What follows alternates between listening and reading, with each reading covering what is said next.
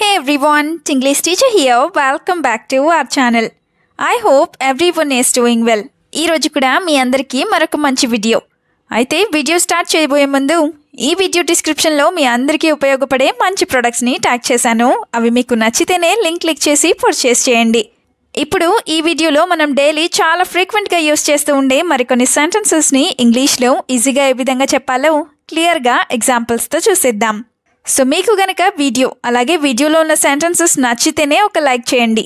ఇప్పుడైతే ప్రీవియస్ వీడియోలో నేను మిమ్మల్ని 2 క్వశ్చన్స్ అడిగాను కదా, వాటి యొక్క ఆన్సర్స్ని చూసేద్దాం.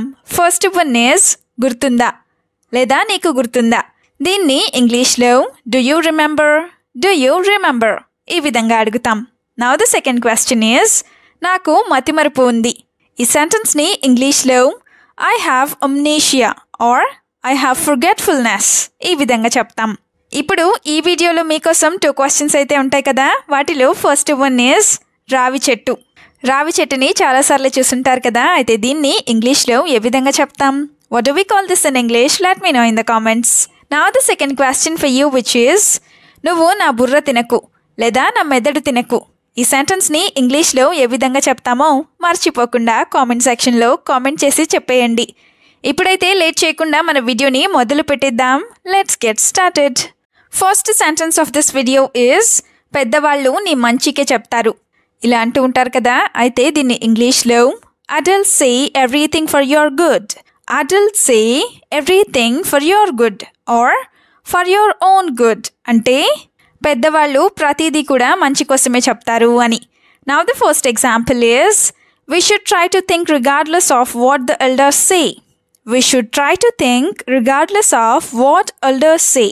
అంటే పెద్దవాళ్ళు చెప్పింది ఏది కూడా వదిలేయకుండా మనం ఆలోచించడానికి ప్రయత్నించాలి అని. Another example is you don't pay attention to what the elders say, that's not good for you. You don't pay attention to what the elders say, that's not good for you. అంటే నువ్వు పెద్దవాళ్ళు చెప్పిన మాటలను అస్సలు పట్టించుకోవడం లేదు, అది నీకు మంచిది కాదు అని. యూ డోంట్ పే అటెన్షన్ అంటే నువ్వు పట్టించుకోవు లేదా పట్టించుకోవట్లేదు అని. సెంటెన్స్ నెంబర్ 2 ఈజ్ ఎవరి మాట వినకపోతే నష్టపోతావు. ఎవరైనా ఎవరి మాట వినకపోయినప్పుడు ఇలా అంటూ ఉంటారు కదా, అయితే దీన్ని ఇంగ్లీష్లో if you don't listen to any one you will lose. If you don't listen to any one you will lose ఈ విధంగా చెప్తాం. If you don't listen to any one అంటే నువ్వు ఎవరి మాట వినకపోయినట్లయితే అని. Now the first example is such behavior is not good in all cases. Such behavior is not good in all cases. అంటే ఇలాంటి లేదా అలాంటి ప్రవర్తన అన్ని సందర్భాల్లో పనికిరాదు లేదా మంచిది కాదు అని. Another example is when starting something new, it is not wrong to take the advice of 10 people. Or when you are starting something new, it is not wrong to take the advice of 100 people. అంటే నువ్వు ఏదైనా కొత్తగా మొదలు పెడుతున్నప్పుడు 100 మంది లేదా 10 మంది సలహా తీసుకోవడంలో తప్పేమీ లేదు అని.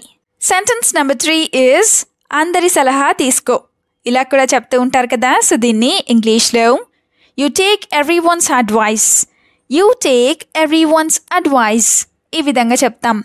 ఎవ్రీవన్స్ అడ్వైస్ అంటే ప్రతి ఒక్కరి సలహా అని. Now the first example is listening to everyone's advice will do you good. Listening to everyone's advice will do you good అంటే అందరి సలహాలు వినడం వల్ల లేదా ప్రతి ఒక్కరి సలహా వింటే నీకు మంచి జరుగుతుంది అని. Now the example number 2 is taking everyone's advice will only increase my confusion. Taking everyone's advice will only increase my confusion అంటే అందరి సలహా తీసుకోవడం వల్ల నాకు గందరగోళమే ఎక్కువైపోతుంది లేదా నాకు కన్ఫ్యూజనే ఎక్కువ అవుతుంది అని. సెంటెన్స్ నెంబర్ 4 ఈజ్ నీకు నచ్చింది నువ్వు చెయ్యి ఇలా కూడా చెప్తూనే ఉంటారు కదా, సో దీన్ని ఇంగ్లీష్లో do what you like or do as you like ఈ విధంగా చెప్తాం.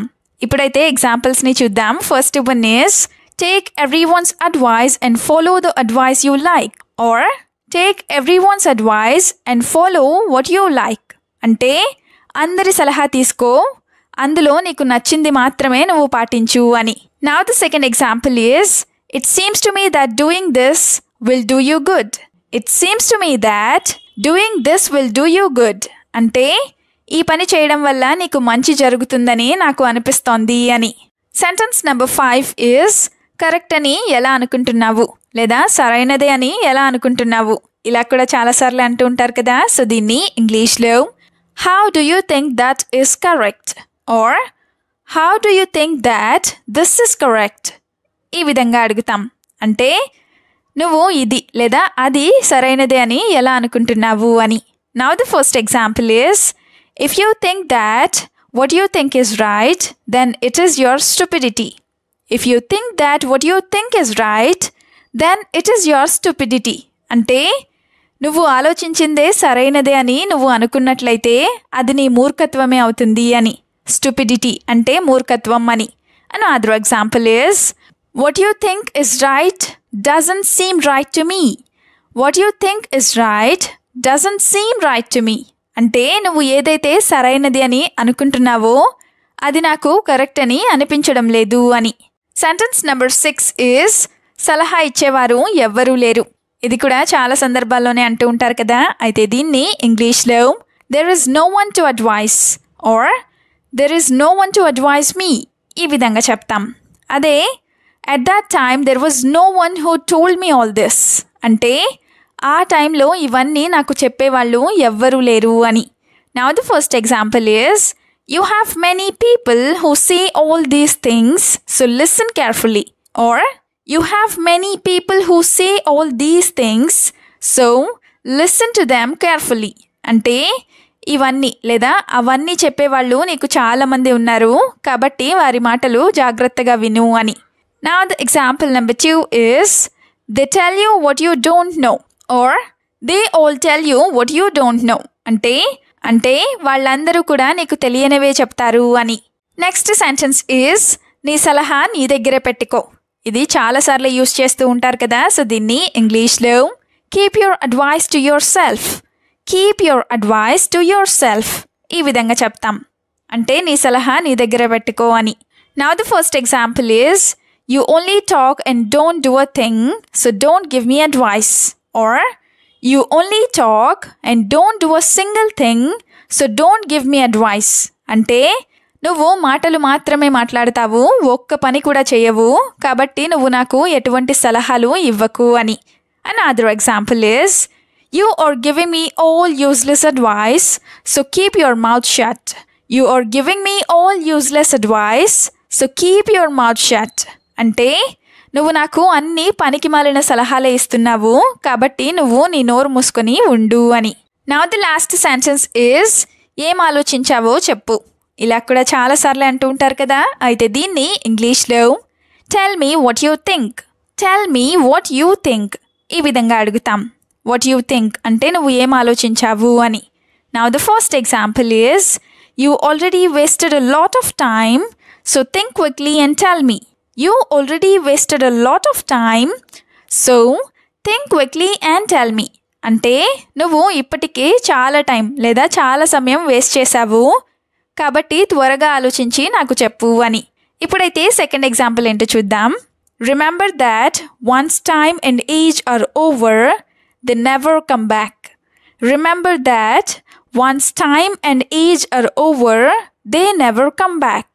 అంటే ఒక్కసారి వయసు అలాగే సమయం అయిపోయినట్లయితే అవి మళ్ళీ ఎప్పటికీ తిరిగి రావు ఇది గుర్తుపెట్టుకో అని. వీడియోని ఎండ్ వరకు చూసినందుకు థ్యాంక్ యూ సో మచ్. వీడియోలో ఉన్న సెంటెన్సెస్ అన్నీ తరచూ ప్రాక్టీస్ చేస్తూ ఉన్నట్లయితే you will become a better and fluent English speaker.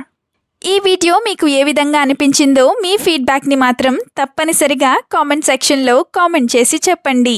We'll meet you again with the useful and interesting video. Until then, keep learning, keep practicing and keep supporting Tinglish Teacher. Have a good day. Bye-bye.